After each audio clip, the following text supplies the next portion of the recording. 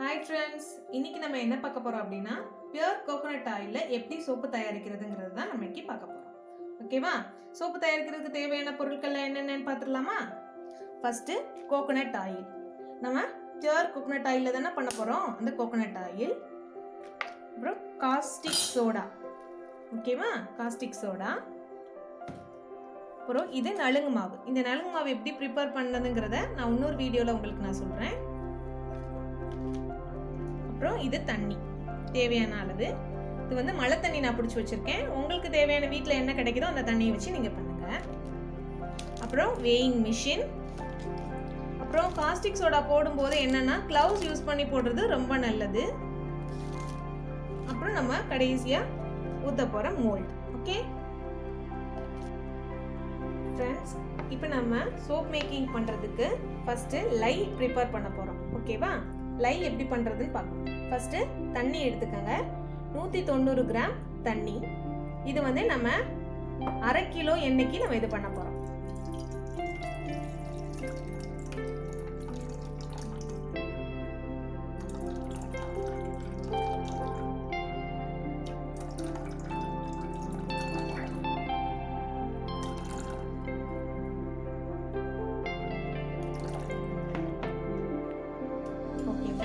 தண்ணி ஊற்றியாச்சு. இப்போ நம்ம இதில் என்ன சேர்க்க போகிறோம் அப்படின்னா லை சேர்க்க போகிறோம். லை யூஸ் பண்ணுறதுக்கு முன்னாடி எப்பயுமே பார்த்துக்கோங்க, இந்த மாதிரி க்ளவுஸ் யூஸ் பண்ணால் ரொம்ப நல்லது. அது நம்ம கையில் இச்சிங் ஆகாமல் தடுக்கும். ஓகேவா? இதில் 85 கிராம் சிஎஸ் நம்ம எடுத்துக்க போகிறோம். இது அரை கிலோ எண்ணெய்க்கு ஃப்ரெண்ட்ஸ்.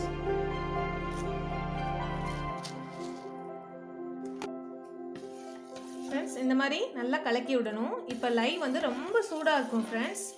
இது கொஞ்சம் ஆற விட்டுட்டு பண்ணால் சோப்பு சூப்பராக வரும் ஃப்ரெண்ட்ஸ். அதனால் கொஞ்சம் நல்லா ஆற விடுறது நல்லது. இதுதான் லை, சோப் மேக்கிங் லை. ஃப்ரெண்ட்ஸ், இப்போ நமக்கு லை ரெடி ஆயிடுச்சு. பாருங்கள், நமக்கு கொஞ்சம் ஆறிடுச்சு. இப்போ வந்து நம்ம சோப் பண்ணுறதுக்கு நமக்கு லை ரெடியாக இருக்குது. இப்போ நம்ம அரை கிலோ தேங்காய் எண்ணெய் ஊற்ற போகிறோம்.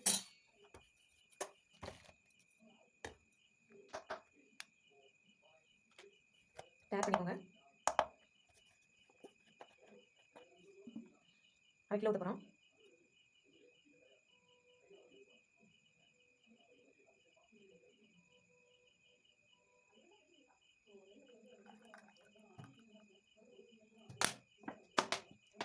நம்ம அரை கிலோ தேங்காய் எண்ணெய் ஊற்றிருக்கோம் ஃப்ரெண்ட்ஸ். இதை நல்லா கலக்கணும். பாருங்கள், தேங்காய் எண்ணெய் மழை காலம்னால கட்டி ஆயிடுச்சு. இப்போ நம்ம சோப்பு நல்லா கலக்கணும் ஃப்ரெண்ட்ஸ்.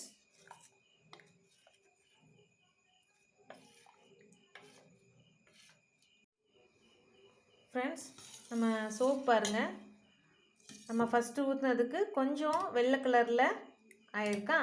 இப்போ வந்து நம்ம என்ன பண்ணணும் அப்படின்னா, இப்போ நம்மளோட இன்க்ரெடியண்ட் நெலுங்கு மாவு. இந்த இன்க்ரெடியண்ட்டை நம்ம சேர்த்துடலாம். இதை கொஞ்சம் கொஞ்சமாக போட்டு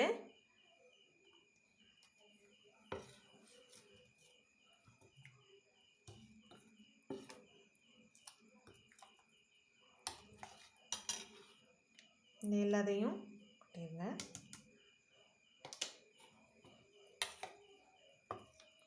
இது நல்லா இந்த மாதிரி பவுடர் ஃபார்மில் இருக்கிறது கொஞ்சம் கெட்டி கெட்டியாக இருக்கும். அதை நம்ம தான் கெட்டி எடுத்து விடணும்.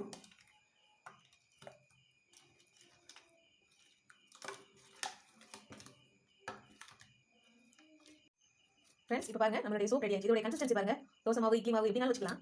நல்லா கெட்டியாக இருக்கணும். இது நம்ம மோல்டில் ஊற்றும் போது நல்லா கெட்டியாகி நமக்கு ஒரு சோப் கிடைக்கும். ஓகேவா? நம்ம இப்போ மோல்டில் ஊற்றலாமா ஃப்ரெண்ட்ஸ்? பாருங்கள்,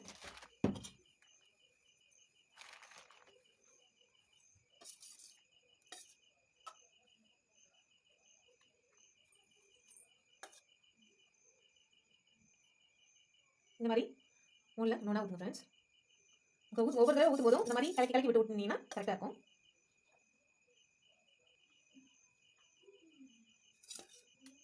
இந்த மாதிரி ஒவ்வொரு ஷேப்பையும் ஊற்றுங்க ஃப்ரெண்ட்ஸ்.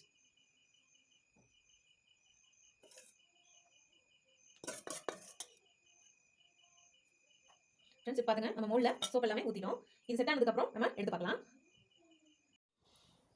ஃப்ரெண்ட்ஸ் இப்போ பாருங்கள் நம்ம நேற்று ஊற்றி வச்ச சோப்பு இப்போ வந்து நீங்கள் வந்து ஒரு 24 hours வந்து காய வச்சாலே செட் ஆகிறதுக்கு டைம் கொடுத்தாலே போதும். இப்போ பாருங்கள் நம்ம மோல்லேருந்து சோப்பை வந்து எடுக்க போகிறோம்.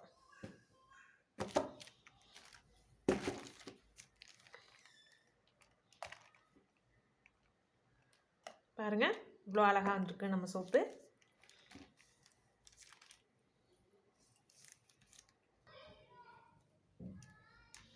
நம்ம எடுக்கிற சோப்பை